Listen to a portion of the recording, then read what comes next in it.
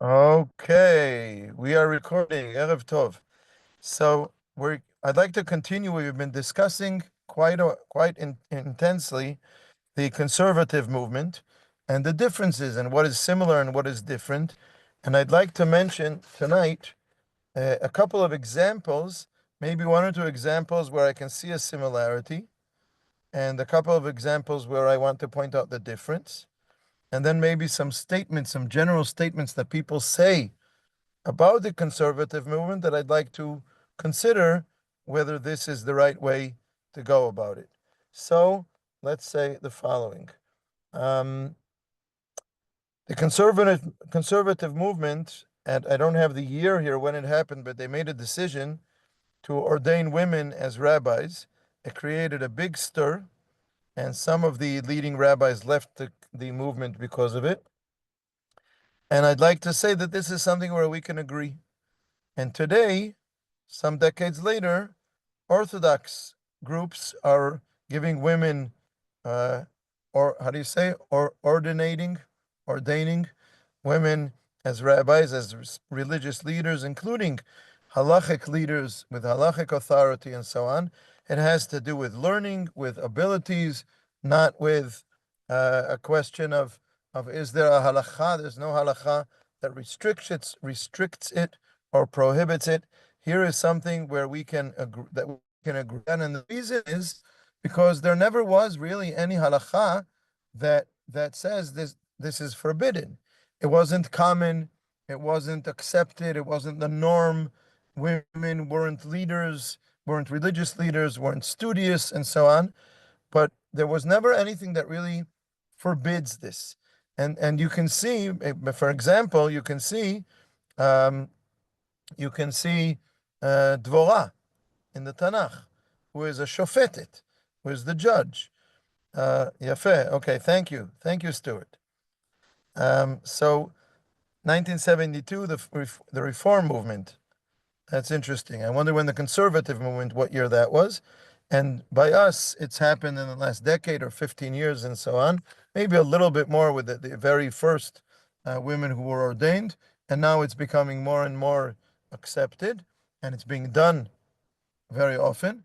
And the reason why we can agree on this is because it was never prohibited. It was just not the norm. And we can see it as a positive development. You might like it, you might not be happy about it, but there is nothing that forbids it. And therefore, we don't have an argument with the conservative movement about this detail. Yes, it took us more time. The fact that it took us more time has pros and cons. It has points where we say, you know what, we're a little slower in our development, but being slow in our development also keeps us more stable and keeps us more strong while we grow. You have to have strong roots. You have to have, for a tree to grow high or to develop new branches, you have to have strong foundations for a building to be able to add more stories on it. So we are building a sort of new story, but we do it slowly, so we make sure our foundations are strong, and it's beautiful the way it's happening today. I'm very happy about that. Another example would be another similar example would be about Kaddish, about women saying Kaddish. As you've seen in Kinol David, we accept it. It's been a discussion for a few hundreds of years. It started with those who said, it started with fathers or people who passed away and only had daughters and no sons. So there weren't sons to say Kaddish. Could the daughters say Kaddish? So there were those who said at home. And it's a long discussion. But the fact that the answer was not absolutely not, it's a just absolutely not, that enabled again the process to grow because halachically it's possible. And therefore it's a question of acceptance of the process. And here the conservative movement and the Orthodox movement can reach an agreement. I'd like to give a more challenging example, and that is women being counted for minyan. Again, I don't know from what year, but in the conservative movement, this has been accepted. Can it be? It has not been accepted in the Orthodox movement. I am not aware of Orthodox rabbis who have accepted this.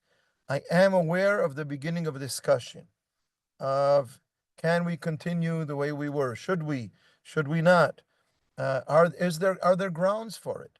And here is where we find one of the differences, because in the conservative movement, they don't differentiate between different levels of authority.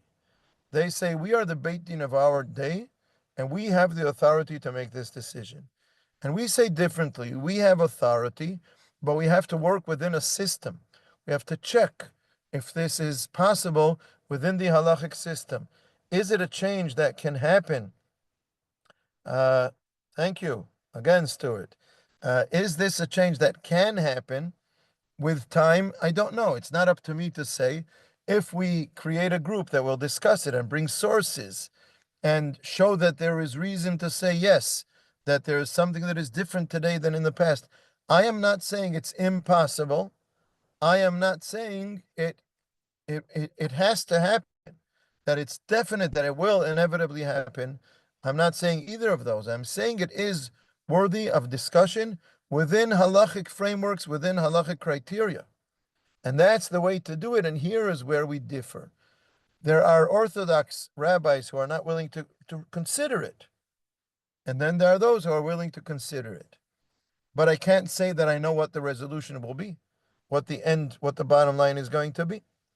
And I'll give one last example that has to do, no, not last example, one more example that has to do with women. And that is saying Sheva Brachot. Can women say Sheva Brachot at chuppah or at a party, a Sheva Brachot meal? There are very strong sources in favor of this. Actually, the Rambam says that slaves and minors cannot say Sheva Brachot. You heard what I carefully quoted? Slaves and minors. It's a trio. Women, slaves, and minors. No, it's not necessarily inevitably a trio. The Rambam says minors and slaves cannot, meaning women can. There are very many reasons and sources and discourse to explain why it is possible.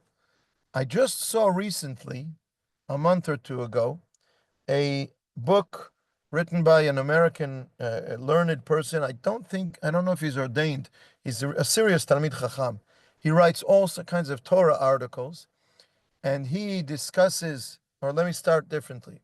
Harav Bigman from Yeshivat Ma'ale Gilboa, with one of the Rebbes in the yeshiva, wrote an article about this 2 or 3 years ago. Tzohar published, the group or the organization of Tzohar rabbis published the article. It was published in their journal. You can discuss, you can accept. Shalom Ilana, you are in Greece. Ilana's joining us from Greece on her way home. Safe travels. We are in the middle of discussing, Ilana, the question about conservative and Orthodox on different questions of women. Right now we're discussing the issue of saying Sheva Brachot. And I'm saying that within Orthodox circles, there has been published at least one article. I've seen tshuvot by 2 other rabbis explaining all the reasons. I'm not going to get into it now. If anyone would like to have a shiur about it, and we'll be very happy to give the shiur with the details, with the Gemara in Masechet Megillah, with the discussion in the interpretations throughout the generations, why it is possible. It was never forbidden. Again, it wasn't accepted. It wasn't forbidden, and it can be done today. And then they wrote this article saying, yes, it's possible. And then this American rabbi from Los Angeles, from California, he writes all kinds of Torah articles. He's not an accepted posek. I don't know if he's ordained as a rabbi. He's a very serious Talmid Chacham. He wrote an article. I just saw this recently. It is one by one, very similar, not identical, very similar to the article, to the tshuva written by Arav Bigman. And at the end, he rejects all the reasons why not. And he says, the letter of the law is, yes, it's possible, but we don't do anything, different than the norm without being accepted by our leaders, by our leading rabbis. Meaning, 2 things. One, maybe he means this seriously. saying, I think that by the letter of the law of halakha it's possible, but I want leading rabbis to say so. Don't trust me, you have to trust them.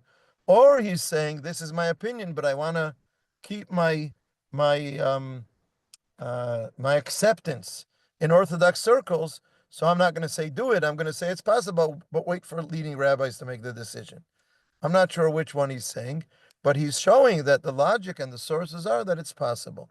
Again, conservative find sources in a different way, and if they think they have the authority to make a change, they do. Orthodox rabbis won't make a change unless they find very, very powerful ground in the existing sources. And that is what we found here on this issue, and therefore I think it is definitely possible, but it differs from other places where we will disagree. And here's an example where we would disagree, and that is on the question of mechitza, of sitting mixed or not sitting mixed. Yes, Ilana, you're smiling.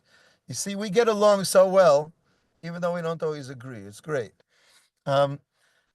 So the conservative movement, Ilana, if you know to tell us what year, when they made this decision, accepted mixed seating. One of the criteria of conservative halachic decision making is where the people are at. What is acceptable by the people?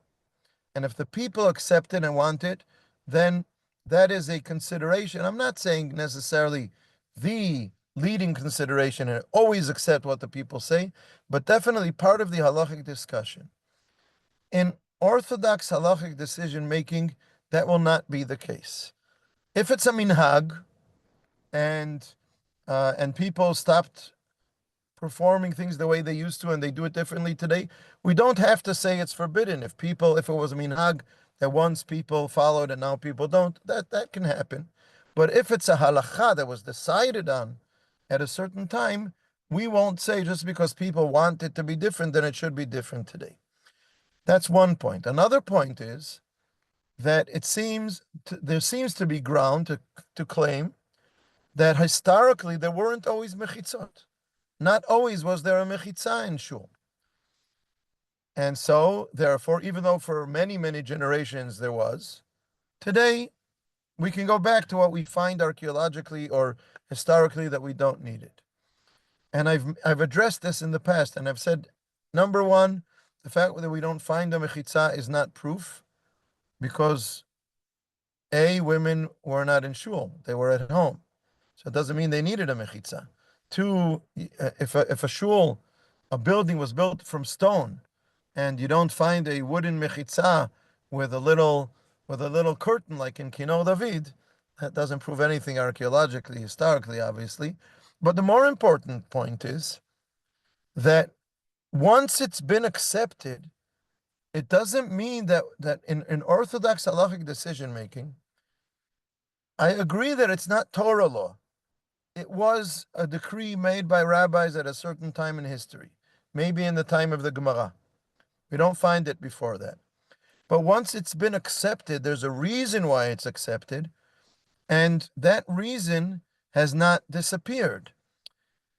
So it's possible that we will forever remain with a separation, with a mechitza, that we want to continue to stress in our Beit Knesset and our gathering for tefillah a certain element of tzniut, of focus, of taking our minds off of issues of attraction between men and women and things like that, and therefore we will keep it. And maybe we want to keep it this way. Maybe I do accept that there are things today that for some people to have this group that's right here on this Zoom tonight is unacceptable. Men and women together. Oy vey, it's not sanua. We were, when the shul, a group from Kino David, went to Poland, we were at the kever of the Ishbitzer Rebbe. It's a town in Poland called Ishbitz. And there's a fascinating story there because the what's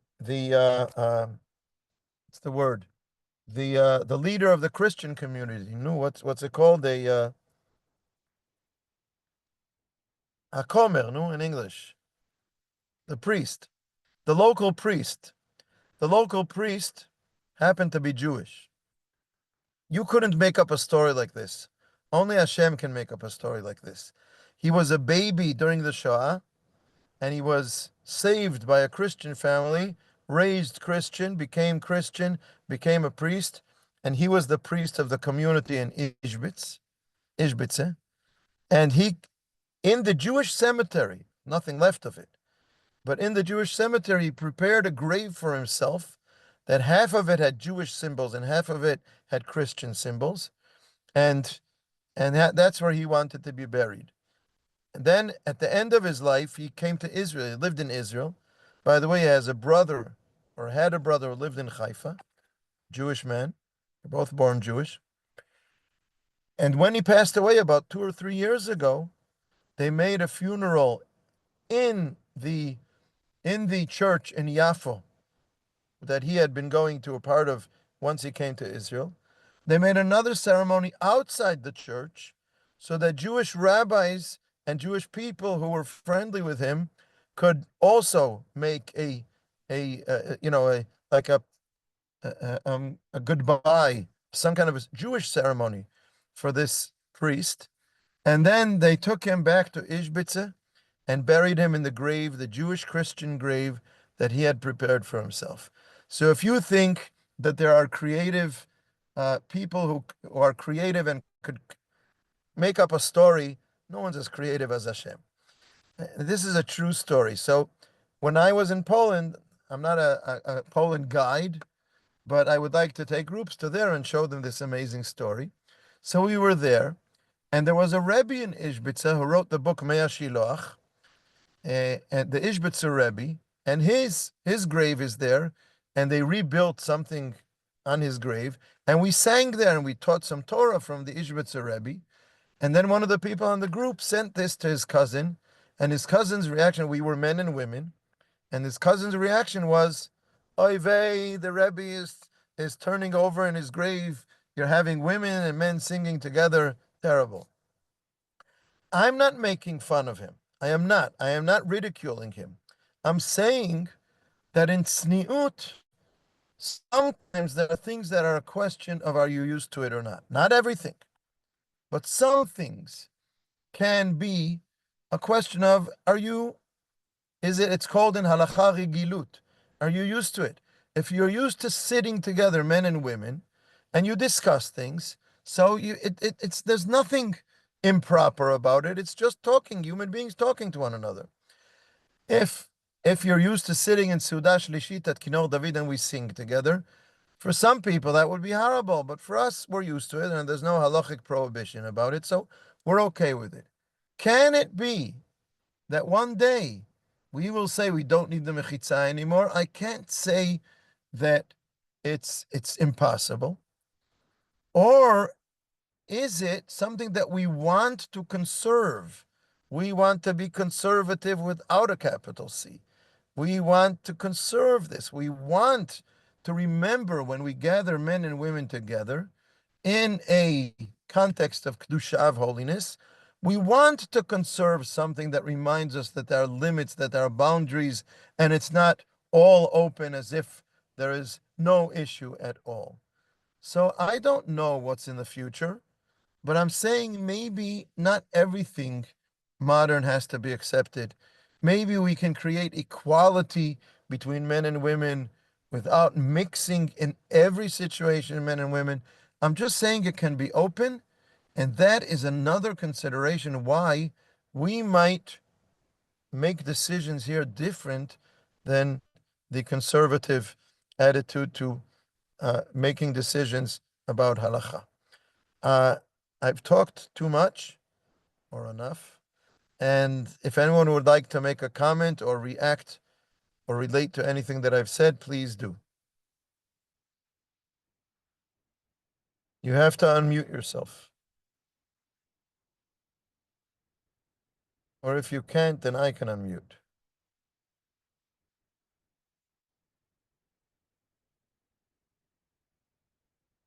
Okay. Okay. Can you hear me?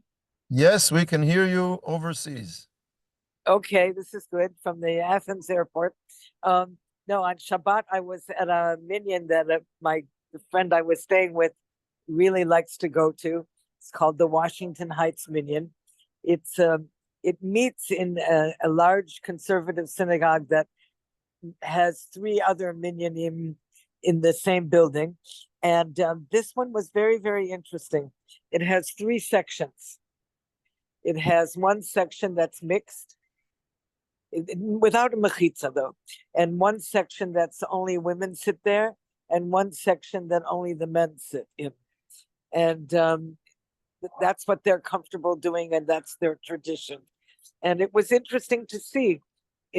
That's how they do the service, but If otherwise, I'm not mistaken, Ilana, isn't that how it used to be, or partially used to be, at the shul, the conservative shul on Khankin there? the Masorti shul in Ranana. Yeah, Yes, when I not came next to door to us, but in the no building no when on on Borchov, on Baruch. Borchov.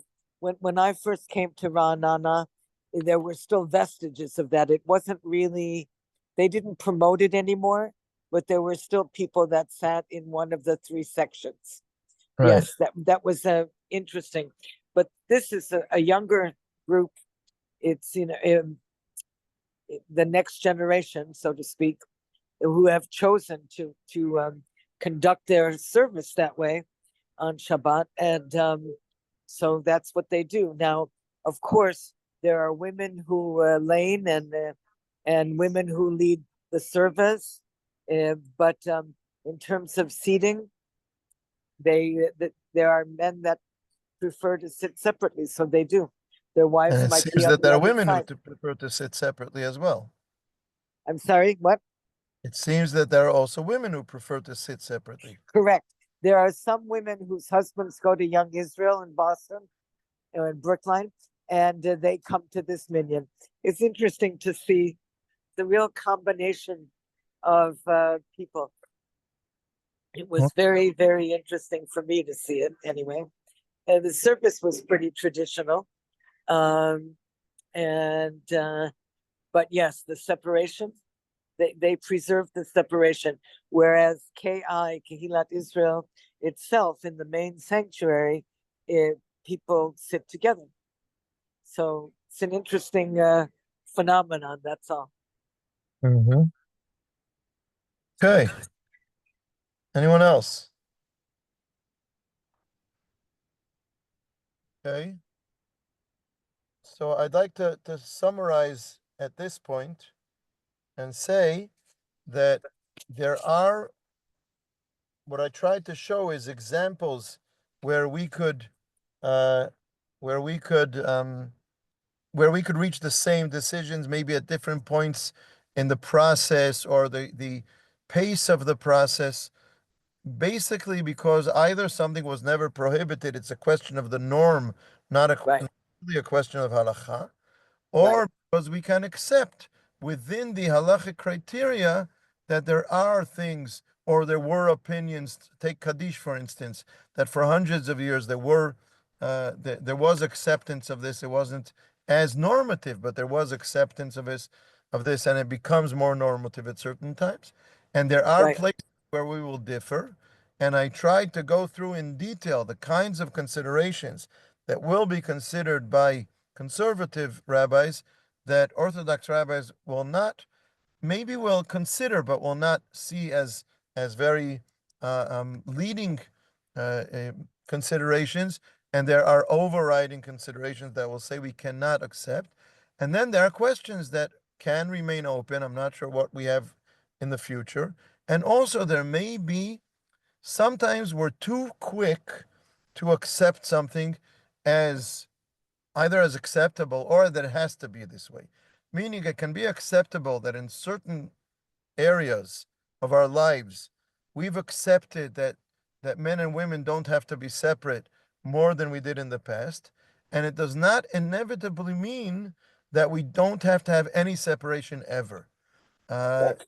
it can be in shul, it can be in other places, it can be, this is very different from shul, but it can be, excuse me, at the pool or at the beach. which is another issue. And it doesn't have to be that either everything is equal, therefore everything is mixed, or you're not willing to accept any change. So it's possible that we accept up to a point, and we say we want to draw the line somewhere. Say here we don't want to be mixed. So that's also something where we might be different, and I think that's an important point. Interesting. I'd like to add something for this evening, and that is the following. Um, Ilana, please tell me if I'm describing things correctly.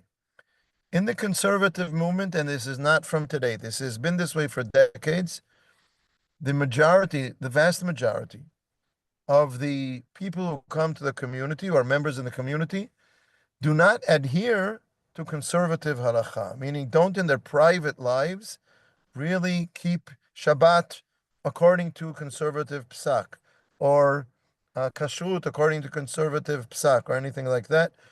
Meaning there's a very weak element here that has to be, first of all, if it's reality, let's face it, and then let's ask ourselves, what does it mean?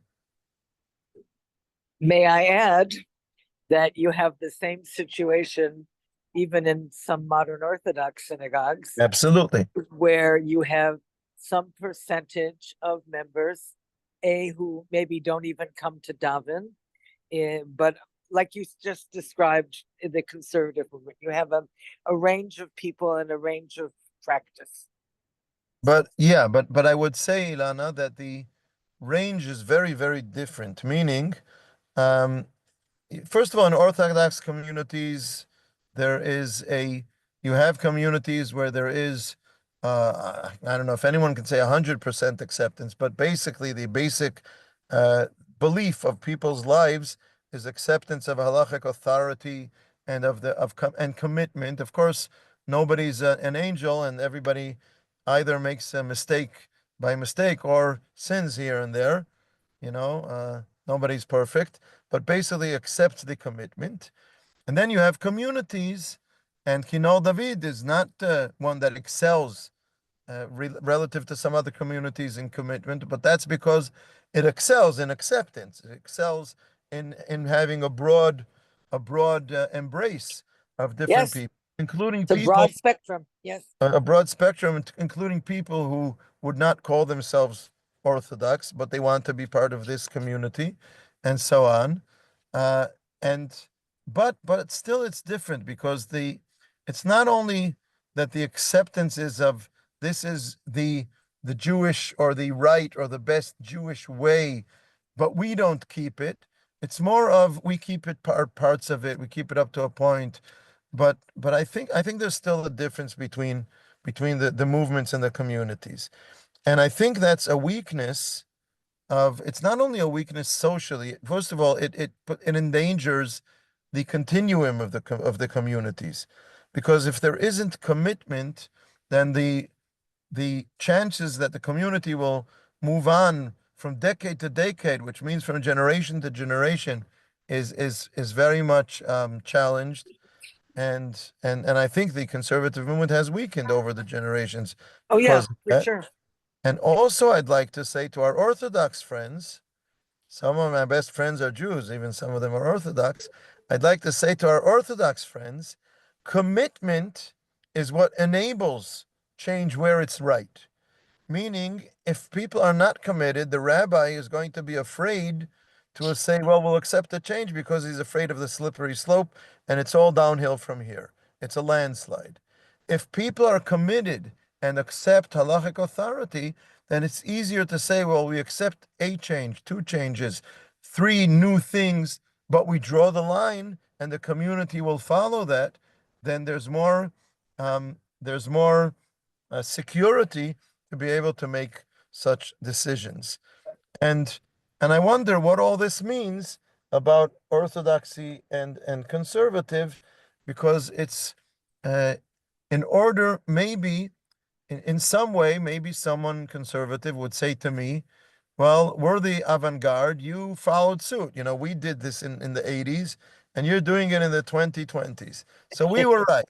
Or maybe I will say to them, you did it in the 1980s, but the children and the grandchildren of the 1980s are no longer part of the community. So it was maybe it was potentially acceptable, but you didn't keep a good balance, and therefore now we can accept it in the 2020s, but we have a better continuum of the community, which is part of the consideration, things to be taken into consideration when making halachic decisions. It's not only about absolute Torah truth, it's also about what can lead Am Yisrael in a constructive and positive way, including the other side of the coin. Sometimes I should say no, but it's not going to work, and it's just going to push people away.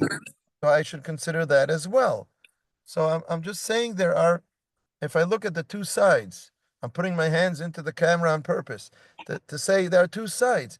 Maybe sometimes something is done too fast, and it should happen but slower, or maybe something could have happened sooner but it wasn't. But at least I'm saying when we check the communities and continuity of the communities, the Orthodox way of being careful about it, I think, has proven safer over the generations.